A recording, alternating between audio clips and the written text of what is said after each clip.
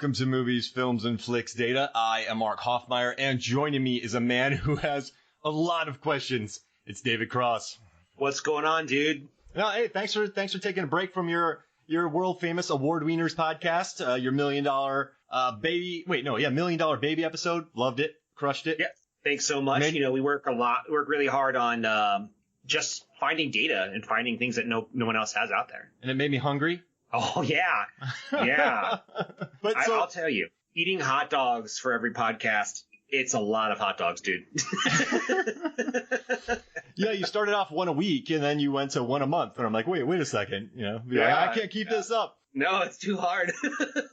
So you've been on the Movies, Films, and Flicks podcast a lot. We've 13 Ghosts, dude. That's been crushing it. People love that episode.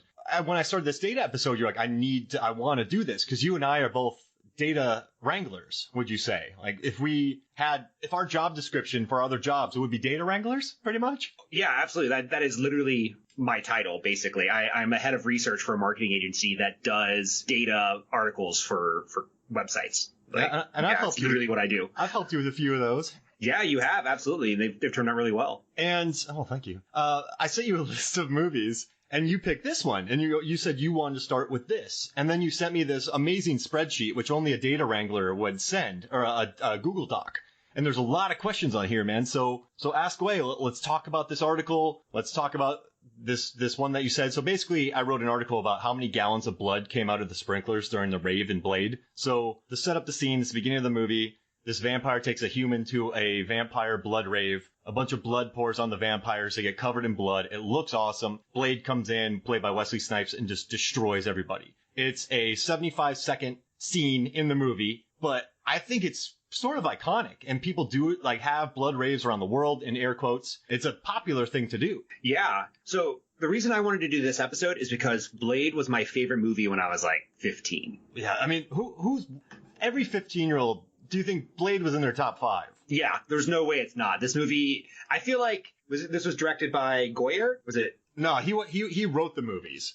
Yeah. So he hadn't started directing them yet. He did Blade Trinity. This was directed by Stephen Norrington, and then Del Toro did the second one. Yeah, I feel like Stephen Norrington was following me around, taking notes on things I like, and then made it into this movie.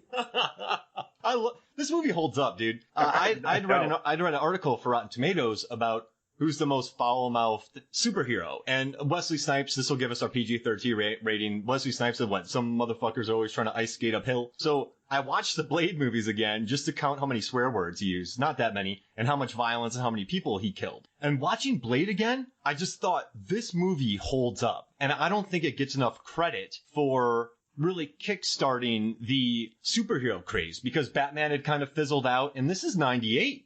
This movie was an R-rated popular film in 98. I don't think it gets the credit it deserves. It absolutely doesn't. It's a fantastic movie, and I feel like its 20-year anniversary came up recently, I think. Yeah.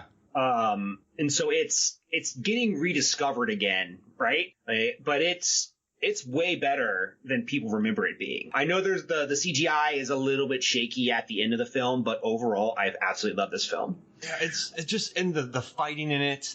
I love the preppy, not preppy, the yuppie vampires. I dig that they're young blood. Then you have the old bloods. Chris Cressant. It's just a movie that holds up, and it still looks good to this day. So the first question I have for you, Mark, and we're kind of talking about this a little bit, but why the blood rave? Why did you decide to focus on this scene? All right, so I think this scene is iconic. And watching this movie when I was 16 years old, I went to a theater by myself and I watched it. And seeing this when you're 16 with that amazing score playing, the song that's playing over it, the vampires, the blood, it just sort of blew my mind. Because, listen, modern vampires had been done before, Lost Boys, From Dusk Till Dawn, that kind of thing. But I guess I had never quite seen, and maybe there are, Hellraiser maybe was doing this beforehand, but I'd never seen a scene like this. That's not a vampire movie, but I'd never seen a scene like this where vampires were just these raving, partying, yuppie, modern day vampires. So the scene has always stuck with me, and part of this dumb data is I don't want to spend my time on something that bores me, because this is a lot of work. I also thought Blade wasn't getting enough views, and I knew my data post got a lot of reads. So I'm like, I'm going to promote Blade by talking about how much blood poured on the yuppie vampires in the beginning. That's where it came from. Okay, cool. So I want to talk about, before you like really dig into how you figure this out, I want to talk about the scene itself. Yeah. And this is sort of a tangent, but does the blood rave really make sense? Now, what I would say yes, just simply because these vampires I think it shows them as these very yuppie-ish, modern, we don't like our elders vampires. It's also very wasteful and it's dangerous. So you would never see an elder doing this. This is something that rich, bored, defiant vampires would do. And if that means they have to install a separate irrigation tank, fill it with blood, and keep it from congealing, they're going to do it. So from that aspect, I feel like it makes sense in that regards, but the amount of money that they spent to do this makes no sense. Yeah. For me, I question whether this scene makes sense narratively, but I'm going to say this. I would not remove it. I wouldn't change one thing. But here's what I mean by it. There's one human that in the entire scene. So, like, do vampires come to a blood rave and then devour this human? I think it would make more sense if you had multiple humans there. And then I also question what type of blood it is because, like, they're not eating it. So is this one human supposed to be, like, the dinner for, like, 100 vampires? It feels to me like it doesn't quite make sense. Again, I still absolutely love this scene. I think this is a members-only vampire club that they aren't feeding on humans. I think they just wanted to dance. They wanted to have some fun. And the fact that the human came was icing on the cake. I don't think that human was supposed to be there, but the woman who brought him, she's one of the right-hand people of Deacon Frost. So her name's Raquel in the movie Tracy Lords. I think she just brought him irregardless. She thinks she's above the law. Now, I'm going, none of this is mentioned in the movie, but that's the only way I can think that would happen. And also, you don't want to bring a lot of humans because I think that could raise a lot of questions. Maybe. That's a good read because I also thought it was about like this woman really didn't like this guy and she was bringing him here to get killed on purpose. Yeah, that sounds about right. This guy's an idiot. Let's kill him. Yeah. And then the last sort of tangential question I have is like, what's the equivalent of a blood rave for humans? Because blood is food essentially to vampires. So what would humans have, like a pasta sauce rave? Oh goodness. Well, remember they used to do those bubble things, but they can't eat the bubbles. Oh man, have they ever done like a Red Bull rave? That'd be too sticky. Jaeger bomb rave. Let's see. Maybe I'm missing something. Jello wrestling? Jello wrestling, maybe. But the idea of a Jaeger bomb rave turns my stomach. But also, like, I would want to go to that because it's so ridiculous. You would have 700 college students hulking out. Yeah, and your eyes would burn. Yeah, your eyes would burn. You would. Oh man, people.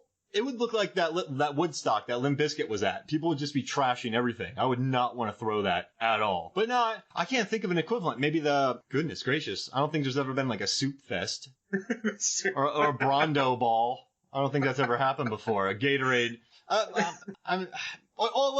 When people spray champagne over each other when they win championship. That's a good one. There it is. That's super wasteful too. You go to a party and they just like turn on champagne from the ceiling. Yeah, and then like when you win the World Series, you have all these champagne bottles you waste. So I'm saying that it's just the champagne bath party. Yeah, that's a really good one. I like that. Yeah. Okay. All right, so Mark, I want to get into this.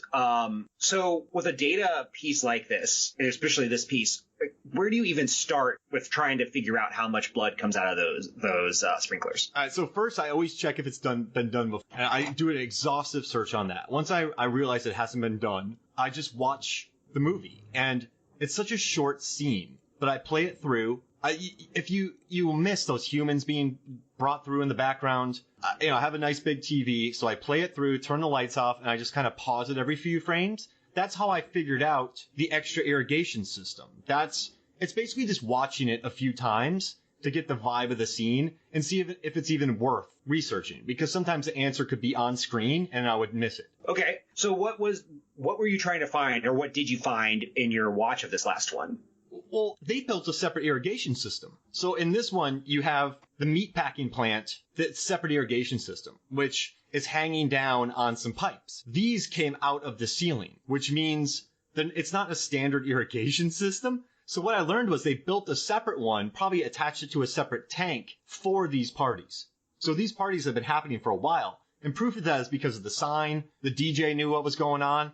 Everyone seemed relaxed. People knew what was going on. They had security. So they have been doing it for a while, and to do that, they installed that's what blew my mind. They installed a separate irrigation system. That's crazy. Yeah, and if you look at the post on Movies, Films, and Flicks, you will see I screenshotted pictures where you can see the two separate irrigation systems. Okay, and how did you find out how much blood came out of the system? All right, so 75 seconds, right?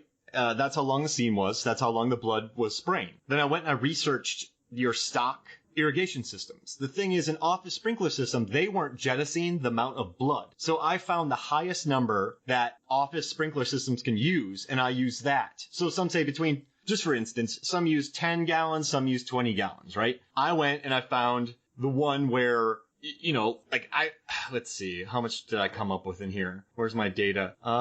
So I found the biggest number possible because those things are pouring blood out of them. And that's kind of what I went with. So basically, the average office sprinkler system uses 8 to 24 gallons per minute. I didn't want to do 24 because that was excessive. So I just kind of said, you know what? I'm going to go high and do 17 gallons per minute on this. Okay. And you also talked about different types of blood. Did you find out or make a decision on what type of blood came out of those sprinklers? I mean, like you said, they're not drinking it. If this was human blood, I feel like they would have their mouths up going, free snacks. You know, if Red Bull and Jaeger's pouring on me, I'm going to drink it, right? Eyes be damned. So I didn't see them drinking any of this. And then you figure that they're in a meat packing plant, which blood comes easy. So I just there's no proof, but I put that, hey, they're not drinking it, and it's a meat packing plant. There's tons of blood. So I figured this is using animal blood for this. Yeah. And are you assuming that is cow blood? Yeah. Cow blood, pig blood, maybe whatever they had. I mean, beggars can't be choosers. Maybe it depends. You know, these things, I don't think you could plan them out in really long in advance. So I think it's whatever blood you have on hand. Okay.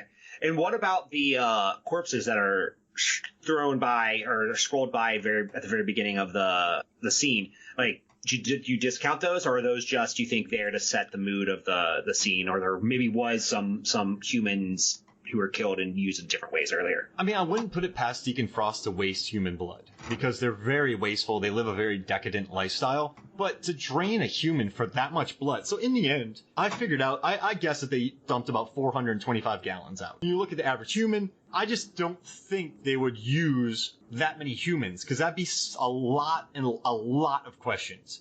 I don't think they would do that. So for me, I don't know. They could have either used 441 cows or 283 adults, or they could have collected 3,400 one-pint donations. So they have blood banks all over the world.